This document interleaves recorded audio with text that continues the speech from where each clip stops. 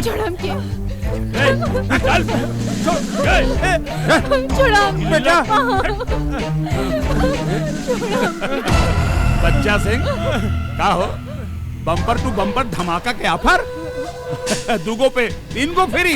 जी भाई जी। अरे भाई ये हुस्न और जवानी के बारूद से बनल फुलझड़ी के है हो। ये है कृष्णा की महबूबा। हाँ। और हमार होके वाली मेहरारू कन्यादान खातिर सास ससुर के साथे लेके आई वाली। अरे कन्यादान ना रे बोका, तार पिंडदान करे पिंडदान। ससुर हवे ना तो हमले कल्याण कर देले रहती। भाई बच्चा सिंह हमें को बात कही, ये शादी वादी चक्कर छोड़ा, सीधे ले जाके सुहागरात मनाएला। भाई जी सुहाग रात तो बहुत लवनियन के साथ मनावले रहे। ये पहला और आखिरी आइटम ऐसा बा जेकरा साथ शादी के बाद सुहाग रात मनावे के मन करता। बच्चा सिंह तोहार बहुत सही फैसला बा। बाकी ई ससुरा ई हरामी सब गुड़ गोबर कह देलस, सारा काम खराब कह देलस। अरे हरामी तोरा हमारी ताकत का अंदाजा नहीं के कि हमारी कमीनगी के जे तू ना समझ ले और अपने भांजा के समझौ ले। अरे पापी रे, हमू समझ ली और अपना भांजा के भी समझे ले। तहरा के कौन मौत मारे के बाद। अच्छा तो तू अपने भगना के भगवान कृष्ण समझत बाड़े जे यहाँ आके हमार बद कह दे। अरे ससुर तोर भगना हमारे पैर के धूल के बराबर भी ना बा। ये धूल तोहर अर्थी के फूल बन जाई काली। तोहनी के नामो निशान मिटा दी हमार कृष्णा और हमने के किडनैप कई के आपन मौत के दावत देले बड़ा सा। बच्चा सिंह हम तोहरा के एकरी जवानी के गरम गरम गोश्त नोचे के दावत देता नहीं। बुला ले अपने पंडित के। लेकिन एक बात ध्यान रहे, आपन अरमान पूरा करे से पहले तोहरा के वो किशनुआ के लाश के शमशान पहुंचावे के पड़ी। मंजूर बा भाई जी। अबला तक कृष्णा के इन लोगन के किडनैपिंग के बारे में पता चल गई होगी और वो अपन मौत के सफर शुरू कर दे। जी जा ओकरा के खत्म कर दा और खाली हाथ वापस मत आइए सन, ना तो तोहनी के हाथ काट के शादी के मंडप में सजा दे। जा। जी भैया जी। अब पता चली कि तोर होके वाले भतार में दम्बा कि तोरा प्यार में।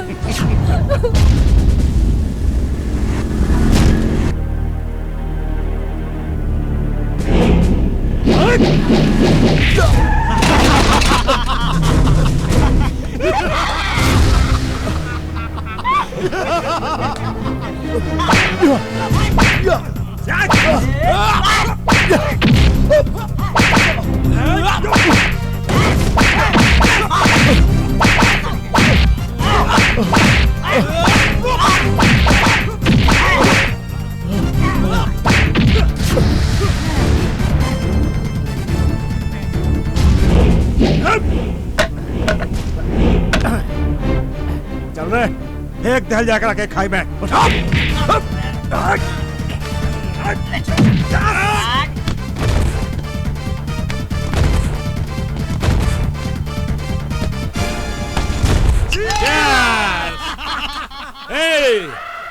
जाम किशनुआ के मौत के नाम।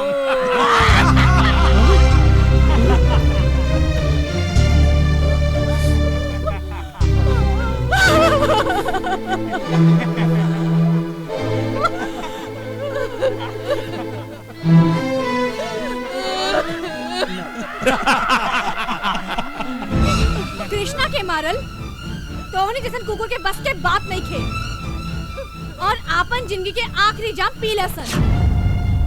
अगर कृष्णा आ गई ना तब पानी पिए के भी मौका ना मिली और तोहनी के काम तमाम हो जाई। अरे ललकी पहाड़ी से खाई में गिरल बस सरवा चिथड़ा चिथड़ा हो गई। इतना बदनसीब ओकरा के चिता भी नसीब ना भइल। इतना भयानक मौत मरी हम सोचले भी ना रहली। एक काली हमार प्रेम में इतना शक्ति बा कि यमराज भी हमार कृष्णा के ना छू सकेला। हाँ। ते सती सावित्री के माई होवे के नानी।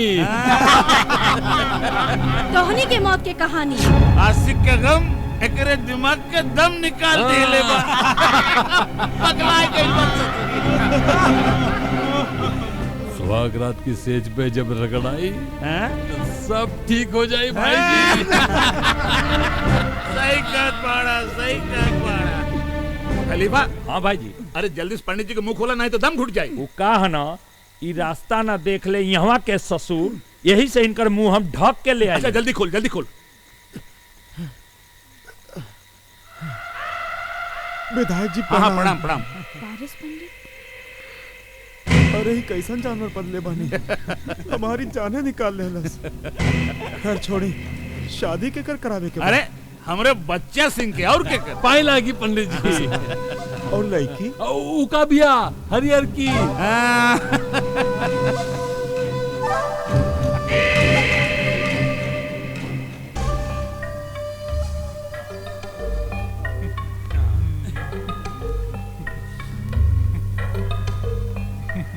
पंडित जी, वो हमार बाएं हाथ में तनी खुजली होता, पहले रोवा देख ली, ओकरा बाद शादी की तैयारी हुई। आय हाय हाय हाय हाय, कितना प्यार से कहताड़ी पंडित जी, कितना प्यार से कहताड़ी। हाँ। जाई जाई देखी। ठीक जाई बा, जाई जाई, जाई जाई जाए।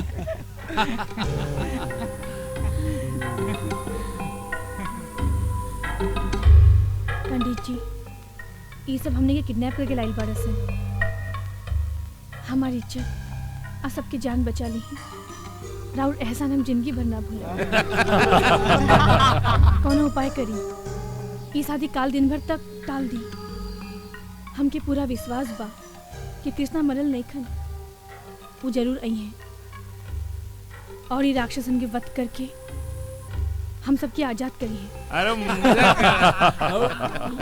समझ गई नहीं बेटी, तू बेफिक्र रहा, बुराई पर अच्छाई की जीत होके रही।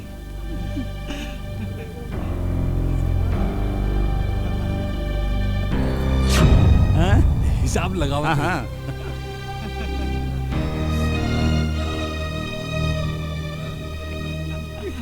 ए पंडित जी, ये अंगुरियावत का बाड़ा हो? हम लड़की के भाग्य रेखा बिठावता नहीं, पीछे शनि आगे राहु केतु छाती तान के खड़ा बाड़न। बड़ी सही समय पर लड़की के हाथ के खुजली सचेत कई देलस। अगर वरमाला पहनवा देले रहती तो विधायक जी बिहाने बच्चा बाबू के लाश पर फूल माला भी हम ही के पहनावे पड़ा। ए पंडित, का बकवास करता रे? जजमान हम नहीं, ई लड़की के भाग्य रेखा बोल रहल बा। अगर यकीन ना होके तो शादी करवा दे, लेकिन अपन मौत के जिम्मेदार तू खुद होखबा। पंडित पंडित, ये शादी होई कौनी तरह से होई? तू गणित बैठावा, गणित बैठावा। विधायक जी, हम भगवान नहीं पंडित हैं। कल दिन के 12 बजे हाँ। दोनों जने के कुंडली से राहु शनि केतु कुल निकल जाइहन, फिर आराम से शादी करवा दे।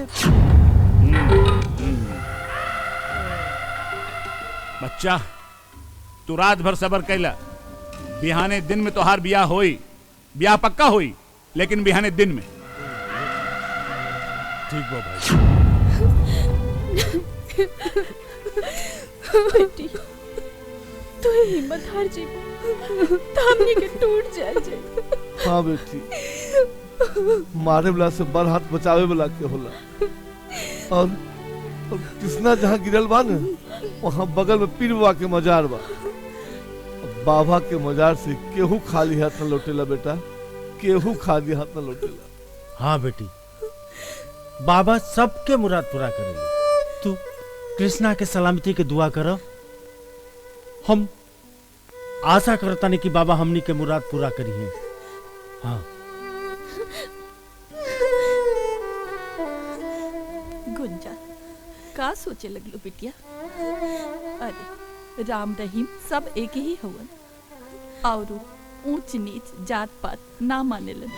वो तो अपना भक्त के दिल देखेलन और उनकर मुराद पूरा करेलन। बाकी माई, हमके नमाज अदा करे के ढंग नहीं के आवत। बिटिया, पूजा पाठ ढंगा तरीका से ना, श्रद्धा से बोला। तो पीर बाबा से दुआ मांगा, वो तोरे झोले में कृष्णा के जरूर डाल दी।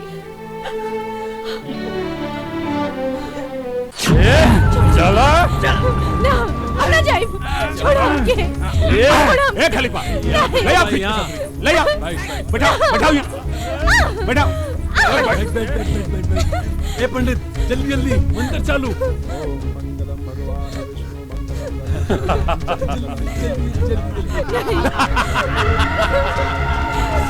सब ठीक हो जाएगी, देख अभी हो जाएगी। रो मत। छोड़ो हमके, छोड़ो हमके। फेरे फेरे चालू करावा पंडित जी। उठ के खड़ा हो जा लोगन, अब फेरा दे। हाँ हाँ चल चल चल नहीं। उठा उठा जल्दी जल्दी फेरे फेरे छोड़ हमके। फेरे फेरे ले आ, सब ठीक हो जाएगी, सब ठीक हो जाएगी। आजा आजा पंडित मंत्र पढ़। पीछे पीछे आओ, पीछे पीछे। हाँ हाँ पंडित जल्दी। ना बिया ना करो।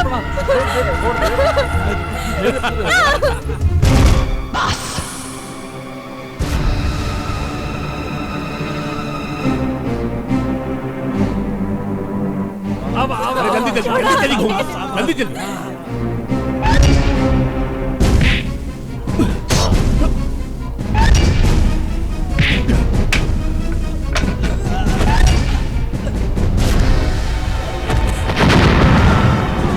अरे क्या भाई ए इनका पटाखा का इंतजाम कर ले बानी। अरे पटाखा ना है, अरे बम फटल बताओ।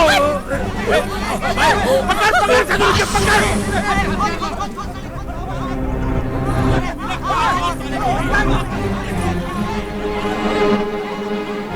कहाँ गई? ए, कहाँ गई? ए!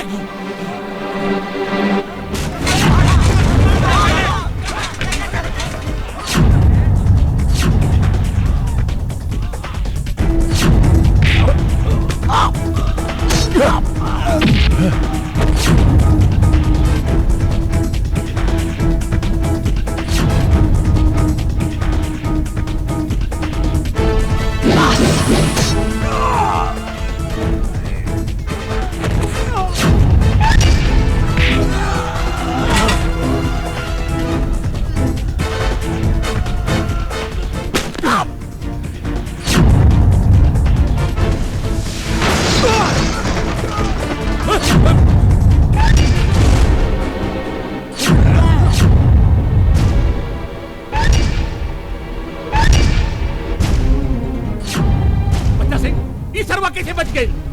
अब ना बची भाई जी, अब एकरा के काट के हवन कुंड में डाल दे।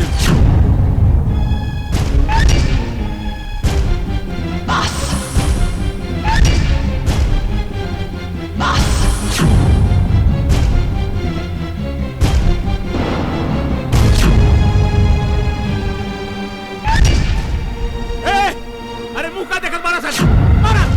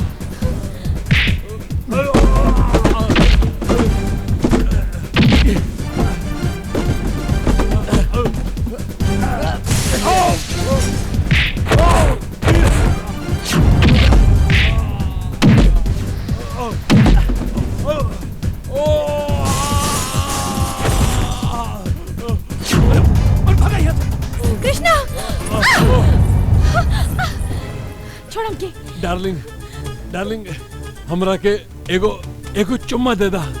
हाँ, ताकि नरक में स्वर्ग का एहसास होई।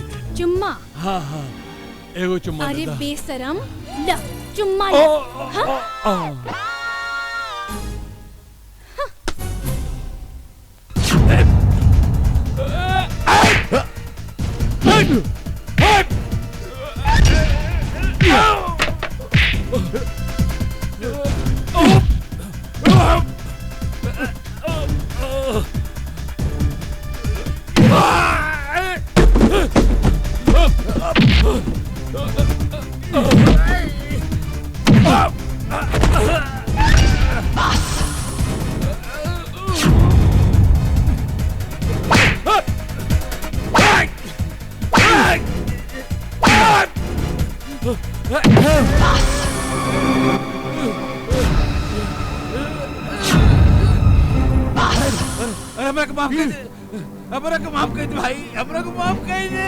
माफ तो भगवान करेलन, हम भगवान नहीं।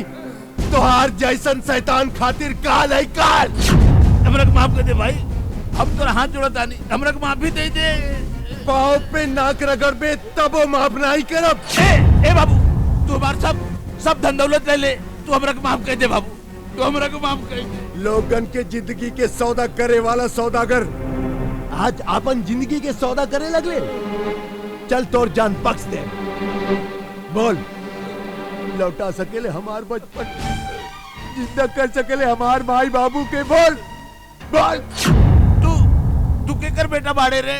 इंस्पेक्टर अनिरुद्ध यादव के।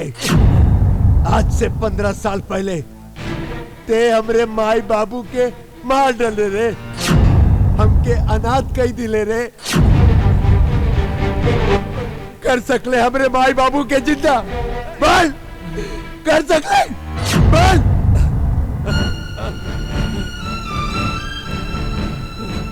तू हमरा को माफ कर दे, तू हमरा को माफ कर दे।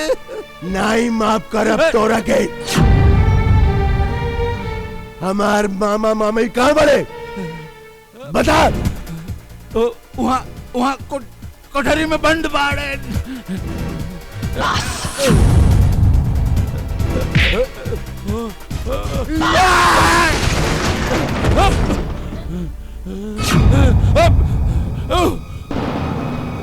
मर साला पापी, मर साला। मामा कृष्णा, तू ठीक बारे ना बेटा? हाँ मामा ठीक बारे। चला।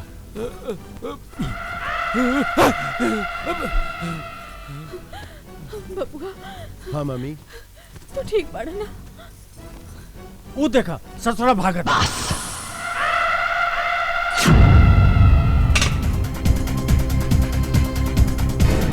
काली, काली, आज तू ना बच पाइबे काली। तोहर छाती पे मौत का कीला ठोक दे।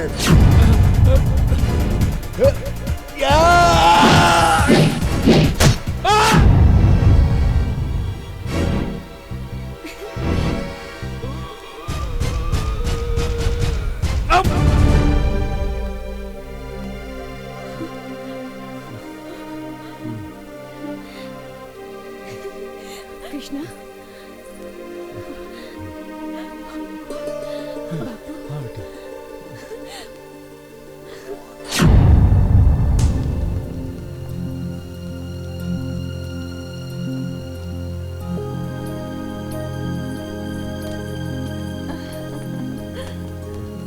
प्रणाम। प्रणाम प्रणाम। देखलिए एसपी साहब, कृष्णा सर के धुलाई के दम सफेदी चमाचम, कंस के बोध गई के पूरा कृष्ण लीला समाप्त कर दिया है। अब बाग के सामने बिलार कत्थक करी तो कैसे बची? हमरा डिपार्टमेंट के सब दाग धब्बा धो देला। वेरी गुड कृष्णा, वेल डन।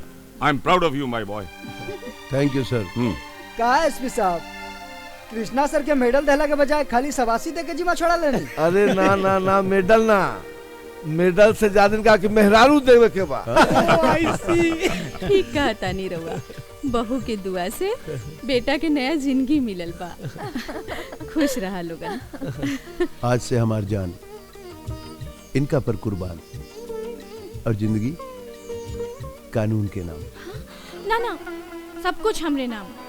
अरे अंगुरी पकड़वानी तो पूरा देहिए पंजाबर चाहता हूँ। अबेन तो सिर्फ कृष्ण लीला खत्म भइल बा, रामायण महाभारत अभी बाकी बा। एक बेर कानून के सुदर्शन चक्र घुमाए तो बिहार के सगरो रावण और कौरव के काट के रख दे। जज्बा और जज्बात के बाटे सर पर ताज, हमरा डिपार्टमेंट के ये है असली रंगबाज।